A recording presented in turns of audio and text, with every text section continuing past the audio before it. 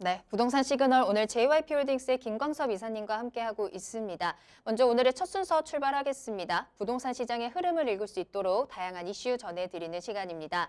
자, 이사님 오늘 이슈 시그널에서는 어떤 내용 살펴볼까요? 예, 전번 시간에 봤던 2월 4일날 대책 그 안에 들어가 있는 내용입니다. 이 변창흠 신임 국토부 장관이 이제 바뀌면서 새로운 대안을 뭐 쏙쏙 연재 좀 내놓고 있는데요. 상당히 좀 획기적인 내용들이 많이 들어가 있습니다. 일단은 공공재건축, 꼭 공공재개발, 이 공공이라는 의미를 상당히 좀 많이 사용하면서 어떻게 보면 정부에 대한 의지가 상당히 좀 많이 담겨져 있다. 이렇게 좀 표현을 할 수가 있을 것 같아요. 앞서 말씀드린 대로 3월달, 4월달, 또 5월달 요 안쪽에서 아마 상반기 안에 뭐 공공재개발, 공공재건축, 뭐 도심 역세권 개발 사업에 대한 어떤 추가적인 지정이라든가 여러 가지 내용이 나올 것 같은데 그런 내용, 그런 함축적인 의미가 어떤 내용인지 영상을 보시면서 또 그렇게 해서 진행하도록 하겠습니다.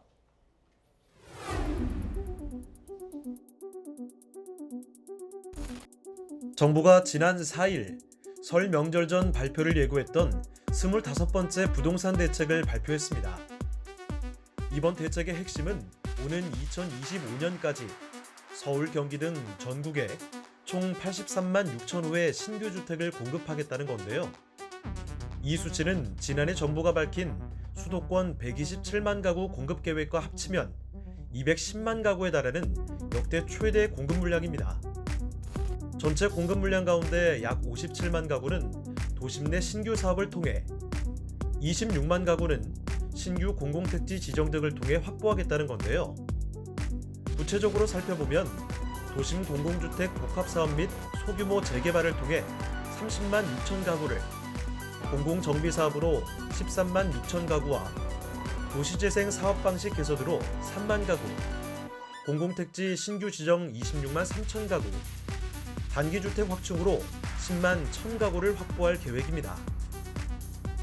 홍남기 경제부총리 겸 기획재정부 장관은 주택시장 안정을 확실하게 도모하기 위해 시장의 예상을 뛰어넘는 특단의 공급 방안을 추진하는 것이 필요하다고 판단했다고 밝혔습니다. 오늘은 부동산 시그널과 함께 정부가 발표한 2사 공급 대책에 대해 상세히 살펴보겠습니다.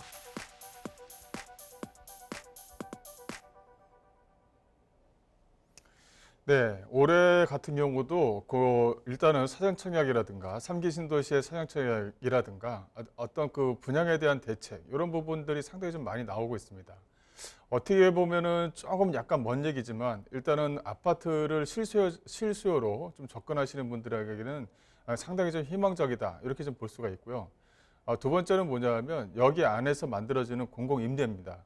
어쨌든 간에 공공임대가 많아져야 또 시프트가 됐든 뭐가 됐든 간에 또 이제 그 전세에 대한 안정, 또 월세 보증금에 대한 안정, 이거 두 마리의 토끼를 또 같이 가져갈 수가 있는 부분이거든요. 근데 과거 같은 경우는 유태아운이라는 용어를 좀 많이 썼었죠. 유태아운 안에 조합원들의 어떤 동의율에 의해서 도시정비법이라든가 이 촉진법에 의해서 진행되는 경우가 많이 있었습니다.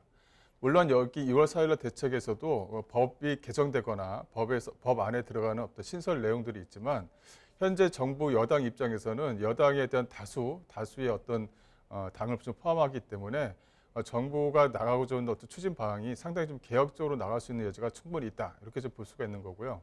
현재 지금 말씀드릴 수 있는 도심의 어떤 정비 사업, 정비라는 어떤 그 공공에 대한 의미를 들어가면서 현재 과거에 있었던 현재 그 재개발이라든가 재건축에 대한 기간을 보게 되면 추진위 설립에서부터 입주까지는 약 한 15년, 많게는 약 한 20년까지도 걸린 것들이 있죠. 이것을 단축시키겠다는 것입니다. 5년 안에 입주까지 진행할 수 있도록 거기서 나오는 추가적인 이익 같은 경우를 조합원들과 같이 공유하겠다라는 것이 핵심적인 사업이라고 들 수 있습니다. 근데 여기서 이제 도심 안쪽에 들어가는 공공개발 사업이라든가 또 역세권 개발 사업이라든가 또 소규모 정비 사업, 또 기존에 있었던 소규모 정비 사업을 개정을 해서 어떻게 추가적으로 조합원에 대한 어떤 동의를 얼마만큼 끌어올릴 수 있느냐 이런 것들이 상당히 좀 중요한 부분이죠. 여기에 이제 공공이라는 의미를 붙여서 공공에 대한 수익 부분을 쉐어하겠다는 내용이기 때문에 어떻게 보면 토지주 입장, 또 조합원들의 입장에서는 안 할 이유는 없다고 봅니다. 또 이제 여기에 추가적으로 용적률에 대한 상향, 1종과 2종 같은 경우도 용적률 상향이 상당히 좀 어려웠던 부분이 있는데 이것을 한 개 정도 상향을 시켜서 그만큼 수익을 쇄화하겠다는 내용이 있고요. 또 역세권 쪽 주변 지역에 나홀로 아파트, 또 주변 지역의 상업 밀집 지역과 연결되어져 있는 부분. 그래서 이런 어떤 상가들의 주민, 또 조합원들과 아파트, 토지를 가지고 있는 이 조합원들을 같이 뭉쳐서 상가에서 나오는 수익을 같이 공유를 하고 또 이제 용적률을 높여서 용적률을 높여서 거기에 나오는 어떤 기부 체납에서 가져갈 수 있는 부분이 있지만 또 그만큼 남는 부분을 조합원들이 또 같이 나눠갈 수 있는 이익 공유 이런 것들의 의미는 상당히 좀 좋은 것 같아요. 하지만 동의를 얼마만큼 끌어올릴 수 있느냐 이게 이제 상당히 좀 많이 남아 있는데 여태까지 좀 지지부진했던 역세권 주변의 어떤 개발 사업이 공공이란 의미를 들어서 또 추가적인 예산을 들여서 한다고 한다면 조합원들의 어떤 동의율도 상당히 좀 높지 않을까 이렇게 좀 판단할 수가 있을 것 같습니다. 오늘은 그런 내용 중에 좀 뭐랄까 생소한 용어들을 한 번 더 살펴보고자 좀 준비를 해봤습니다. 내용을 보게 되면 2월 4일 날 주택공급 방안인데요. 이렇게 획기적으로 규제 완화를 시키겠다. 그래서 초과 이익 부담금을 없애다든가 또 완화를 시키겠다라는 내용이죠. 아파트가 잘 안 되는 이유가 바로 이 초과 이익에 대한 어떤 부담이 상당히 좀 크기 때문에 그런 부분을 좀 완화시켜서 진행하겠다는 내용입니다. 재개발은 재건축은 재건축가로 현재 시행대로 가고 혹시나 그 재건축이 쉽지 않으면 이렇게 공공이라는 의미를 들여서 초과 이익 부담을 없애는 대신에 이익 공유를 같이 할 수 있는 방안 이렇게 해서 획기적인 방안을 좀 진행하는 거죠. 그래서 절차를 최소한도로 간결시켜서 5년 이내에 준공까지 들어갈 수 있도록 진행하겠다는 것이고 거기서 나오는 이익을 같이 공유하겠다라는 내용이 추가적인 내용입니다. 공공부지 확보를 추가적으로 보게 되면 이 도심공공주택 복합사업이 상당히 좀 중요한 의미가 있고요. 또 소규모라든가 도시재생, 또 공공택지 이런 부분들은 기존에 있는 법을 개정해서 진행하겠다는 내용입니다. 그 서울 지역이라든가 도심권 지역에 총체적으로 약 한 32만 로 정도를 공급을 해서 전체적인 비율을 좀 높이겠다라는 내용이고요. 추가적으로 오늘 또 3개 신도시가 추가적으로 발표됐죠. 이렇게 계속적으로 공급에 대한 물량을 늦추지 않겠다는 내용이에요. 그래서 현재 좀 가격대가 올라가고 있는 아파트를 안정화시키겠다는 것이 이 정부의 어떤 기본적인 의지다 이렇게 좀 보시면 될 것 같고요. 그래서 이제 역세권 쪽 주변이라든가 이 중공업 지역, 서울 같은 경우는 특히 중공업 지역 같은 경우는 상당히 많이 있죠. 그래서 서울 같은 경우는 자족 도시가 상당히 좀 활성화되어져 있는 지역인데 이런 것도 좀 진행을 해보겠다는 것입니다. 그래서 역세권 쪽 주변 지역은 준주거 지역을 좀 상향을 해서 이 삼정이라든가 준주거 지역의 용적률을 대폭적으로 좀 증가시키겠다는 내용입니다. 여기 안에 이제 상업시설과 연계되어져 있는 부분이 같이 있다 보니까 현재 지금 재건축이 역세권 쪽 주변에 잘 안 되는 이유는 상권이 좀 활성화되어져 있는 부분이 있죠. 그럼 상권이 활성화되어져 있는 부분에 상인들의 어떤 그 수익 쉐어를 어떤 식으로 할 것이냐. 여기서 상당히 좀 많이 마찰이 있었는데 그런 부분을 좀 완화시켜서 진행하겠다라는 내용이 들어갔고요. 이 저층 같은 경우도 1종이라든가 2종 같은 경우도 한 개 정도를 좀 더 상향을 시켜서 용적률을 좀 대폭 확대하겠다 이런 부분도 남아 있고요. 또 중공업 지역도 마찬가지입니다. 이런 내용이 좀 포함이 되어져 있다 이렇게 좀 보시면 될 것 같고 여기 안에 이제 법이 개정되거나 추가적인 법이 보완되어져 있는 부분이 있다 이렇게 좀 보시면 될 것 같아요. 그리고 소규모 정비 사업도 마찬가지입니다. 여기 안에 도시 재생도 마찬가지고요. 그래서 신설되거나 추가적으로 법을 좀 보완시켜서 진행하겠다는 내용이 여기 들어가 있습니다. 그래서 이 어떤 그 사업 수익에 대해서 국토교통부 자료를 보게 되면 대략적인 자료가 나와 있는데 예를 들어서 총사업에 대한 수익이 약 한 1,000억 정도가 된다면 토지 소유자에 대한 추가 수익을 좀 보장하도록 하겠다라는 내용이 여기 들어가 있고요.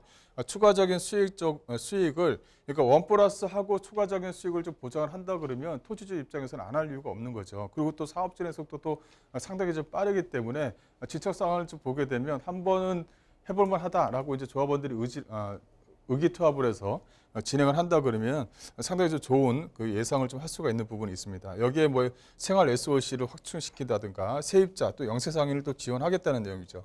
여기서 이렇게 재개발이라든가 역세권 쪽 주변 지역에 재건축이 잘 안 되는 이유는 앞서 말씀드린 대로 이렇게 상인과 토지주 간의 어떤 그런 부분이 좀 많이 엉켜져 있다 보니까 그런 부분에 대해서 좀 뭐랄까 영세 상인들에게도 추가적인 수익을 좀 마련할 수 있도록 지원하겠다는 내용이 있기 때문에요.